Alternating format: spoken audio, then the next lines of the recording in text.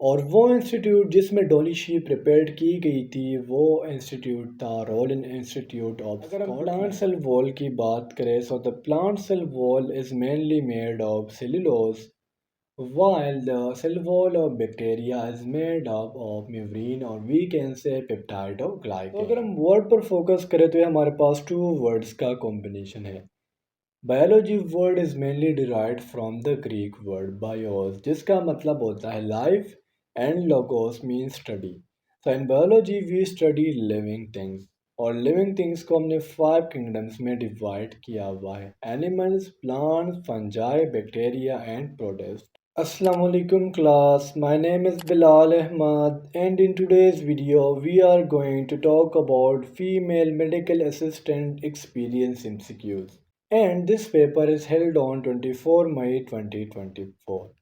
ये कुछ ऐसे MCQs है जो मेरे स्टूडेंट्स ने अपने टेस्ट का एक्सपीरियंस मेरे साथ शेयर किया था कि सर ये MCQs बायोलॉजी में बार बार रिपीट हो रहे हैं तो अगर आप लोग अपने एफएमए के टेस्ट को पास करना चाहते हो तो आज की वीडियो को आपने एंड तक लाजमी से देखना है so without wasting any time let's start the video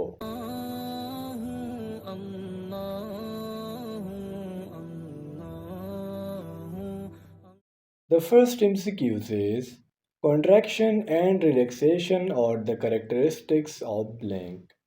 So here the correct option is option B mean muscle cells. Students हमारे बॉडी में बकाया ऐसे कोई भी सेल्स नहीं है जिनमें कॉन्ट्रैक्शन यानी वो कॉन्ट्रैक्ट भी हो रहे हैं और रिलैक्स भी हो रहे हैं लेकिन ये जो एबिलिटी है ये सिर्फ और सिर्फ मसल सेल्स में पाई जाती हैं बिसाइड्स दैट एक क्वेश्चन पूछ लिया जाता है कि मसल्स के टोटल टाइप्स कितने हैं तो आपने बताना है कि मसल्स के जो टोटल टाइप्स है वो हैं 3 skeletal muscles cardiac muscles and smooth muscles अगर हम नर्व सेल्स की बात करें तो nerve cells is the largest and longest cells of the human body excuse number 2 is fungal cell wall is made of तो स्टूडेंट फंगल सेल वॉल में कुछ और मटेरियल्स भी होते हैं लेकिन इसमें जो मेन मटेरियल है वो है chitin so the correct option is option D अगर हम प्लांट सेल वॉल की बात करें so the plant cell wall is mainly made of cellulose while the cell wall of bacteria is made up of membrane or we can say peptide or glycan. Excuse number 3 is the cell theory was formulated by. तो cell theory को for the first time Skleden and Schwann ने पेश किया था. So the correct option is option C.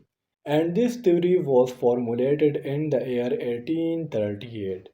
इस theory में total हमारे पास 3 points थे. All living organisms are made up of cells. New cells arise from pre-existing cell and all the metabolic activities are taken inside of the nucleus. तो ये 3 points याद रखने हैं पेश किसने किया था श्लिडन एंड शवान एक जोलॉजिस्ट थे और एक बॉटनिस्ट थे और इसके मेन कितने पॉइंट्स है वो है 3 Question number 4 is what is the number of insects in percentage among known species of organism तो स्टूडेंट्स अभी तक हमें 1 मिलियन नॉन स्पीशीज़ मिली है किस चीज़ की इंसेक्ट्स की और जो डॉक्यूमेंटेड स्पीशीज़ है वो 2.5 मिलियन है So according to some books, the total percent of insects are 40%, लेकिन 2024 की कुछ रिपोर्ट्स के मुताबिक insects की जो परसेंटेज है वो 63.1%. Excuse me, 5 is biology is the study of. तो अगर हम वर्ड पर फोकस करें तो ये हमारे पास टू वर्ड्स का कॉम्बिनेशन है biology word is mainly derived from the Greek word bios जिसका मतलब होता है life and logos mean study so in biology we study living things और लिविंग थिंग्स को हमने 5 किंगडम्स में डिवाइड किया हुआ है animals plants fungi bacteria and protist और ये जो 5 किंगडम क्लासिफिकेशन है इसे रॉबर्ट वाइटेकर ने हमें दिया था excuse number 6 is science is a systematised knowledge and based on तो साइंस क्या है ये एक सिस्टमेटाइज्ड नॉलेज है और ये बेस करता है एक्सपेरिमेंटल इंक्वायरी के ऊपर excuse number 7 is Edward Jenner first developed the technique of vaccination in तो एडवर्ड जेनर ने वैक्सीनेशन का जो टेक्निक है इसे 1796 में क्या किया था इंट्रोड्यूस कराया था गिवन ऑप्शन में इसका करेक्ट ऑप्शन नहीं है और इन्होंने जो फर्स्ट वैक्सीन डिस्कवर किया है उसका नाम था स्मॉल पॉक्स वैक्सीन। यानी वो वैक्सीन जो स्मॉल पॉक्स को ख़त्म करने के लिए यूज़ किया जाता था, इसे for the first time Edward Jenner ने डिस्कवर किया था। So because of that, Edward Jenner को father of vaccine भी कहा जाता है। Excuse number 8 is the structure, mode of transmission, life histories and host parasite relationship studies are। तो student biology की वो ब्रांच जिसमें हम स्ट्रक्चर को, मोड ऑफ ट्रांसमिशन को, लाइफ हिस्ट्रीज को और होस्ट पैरासाइट रिलेशनशिप को स्टडी करें, इसे हम पैरासिटोलॉजी कहते हैं। अब पैरासाइट होता क्या है? पैरासाइट हमारे पास ऐसे ऑर्गेनिजम्स होते हैं जो दूसरे ऑर्गेनिजम्स के ऊपर या उनकी बॉडी के इनसाइड्स रहते हैं, उनसे अपना खुराक हासिल करते हैं और साथ साथ उनमें डिजीज कॉज करते हैं। Excuse number 9 is evolutionary change often produce new species and then increase। Evolution होता क्या है? एक ऑर्गेनिज्म के स्ट्रक्चर में टाइम के साथ साथ चेंज आना, इसे हम एवोल्यूशन कहते हैं।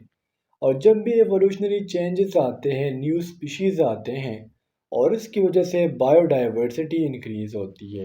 Bio mean life and diversity mean variety of life. In evolution की वजह से स्पीशीज़ के नंबर में इंक्रीज़ होना, इसे हम बायोडाइवर्सिटी कहते हैं। Excuse number 10 is the study of life in seas and oceans comes under the heading of. So अगर हम लाइफ को ओशन और सीज में स्टडी करते हैं तो ये हमारे पास मेरीन बायोलॉजी के हेडिंग में आता है। Excuse number 11 is it is very difficult to define. तो स्टूडेंट लाइफ को डिफाइन करना ये मुश्किल है, बकाया हम तमाम ऑप्शन को डिफाइन कर सकते हैं। Excuse number 12 is the environmental pollution in Pakistan is a blank. Pollution होता क्या है? हमारे एनवायरनमेंट में एक अनवांटेड सब्सटेंस का इंट्रोड्यूस होना जो प्लांट्स और एनिमल दोनों के लिए ख़तरनाक हो, इसे हम पॉल्यूशन कहते हैं। और एनवायरनमेंटल पॉल्यूशन जो ये पाकिस्तान में एक नेशनल प्रॉब्लम है। अब एनवायरनमेंटल पॉल्यूशन की अगर हम टाइप्स की बात करें तो इसमें air pollution, water pollution, soil pollution and noise pollution शामिल हैं। Excuse number 13 is algae have been found to reduce pollution of heavy metals by. तो एलजी हमारे पास ग्रीन फोटोसिंथेटिक ऑर्गेनिज्म है, यानी फोटोसिंथेसिस परफॉर्म कर सकते हैं। और ये क्या करते हैं? हैवी मेटल्स यानी जिस तरह मरकरी है, कैडमियम है, लेड है, इनके पॉल्यूशन को ख़त्म करने के लिए यूज़ किए जाते हैं। और ये बाई सेल्फ हैवी मेटल्स को रिड्यूस करते ख़त्म करते हैं। और ये जो प्रोसेस है इसे हम नाम देते हैं बायो एब्जॉर्प्शन का। Excuse number 14 is in 1997 scientist in Scotland succeed in cloning a blank. तो फ्रेंड साइंटिस्ट ने for the first time lab में एक डोली शीप को प्रिपेयर किया था। So the correct option is option C. उस sheep का इन लोगों ने नाम रखा था डॉली शीप। और ये ईयर जिस तरह बताया गया है 1997 था। और वो इंस्टीट्यूट जिसमें डॉली शीप प्रिपेयर की गई थी वो इंस्टीट्यूट था रॉयल इंस्टीट्यूट ऑफ स्कॉटलैंड। ये जो एक्सपेरिमेंट था 5 जुलाई 1996 को किया गया था। 5 जुलाई 1996 को एक्सोमेटिक सेल से एक क्या किया गया था, एक शीप प्रिपेयर किया गया था। और ये जो शीप था 14 फरवरी 2010 को दोबारा मर गया था। इसकी जो टोटल एज थी वो 6 ईयर्स थी। Excuse number 15 is currently the number of species of organism known to science is। तो स्पीशीज हमारे पास ऐसे ऑर्गेनिजम्स होते हैं जो आपस में इंटरब्रीड करे और फर्टाइल ऑफस्प्रिंग क्या करे, प्रोड्यूस करे। और करंटली साइंस को जो नॉन स्पीशीज़ है वो राउंड अबाउट 8.7 मिलियन है। ये जो डेटा है ये पुराना डेटा है, सो बिकॉज ऑफ दैट ये रॉन्ग है। 30 जनवरी 2024 के रिपोर्ट के मुताबिक, रिसर्च के मुताबिक 8.7 मिलियन स्पीशीज़ ऐसे हैं जो साइंस को नोन। तो स्टूडेंट्स फीमेल मेडिकल असिस्टेंट का ये था वो पेपर जो 24 मई 2024 को हेल्ड हुआ था। उम्मीद करता हूँ आपको आज के तमाम एमसीक्यूज़ क्लियर हुए होंगे। और अगर आप लोगों को फिर भी कोई कन्फ्यूजन हो, कोई भी डाउट हो, तो आप लोग मुझसे कमेंट सेक्शन में या मुझसे मेरे व्हाट्सएप नंबर पर रब्ता कर सकते हो। इंशाल्लाह अगली वीडियो में मिलते हैं। तब तक के लिए मुझे इजाज़त दीजिए। मुझे अपने दुआओं में याद रखिए। अल्लाह हाफिज़।